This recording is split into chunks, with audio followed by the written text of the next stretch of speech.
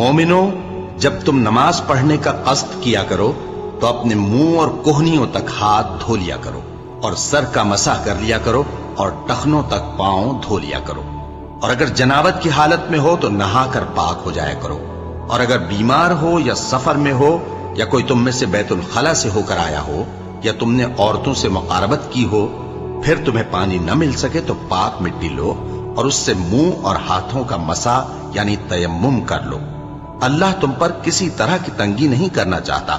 بلکہ یہ چاہتا ہے کہ تمہیں پاک کرے اور اپنی نعمتیں تم پر پوری کرے تاکہ تم شکر کرو۔ اور اللہ نے جو تم پر احسان کیے ہیں ان کو یاد رکھو، اور اس کے عہد کو بھی جس کا تم سے قول لیا تھا، یعنی جب تم نے کہا تھا کہ ہم نے اللہ کا حکم سن لیا اور قبول کیا۔ اور اللہ سے ڈرو، کچھ شک نہیں کہ اللہ دلوں کی باتوں تک سے واقف ہے۔ اے ایمان والو، اللہ کے لیے انصاف کی گواہی دینے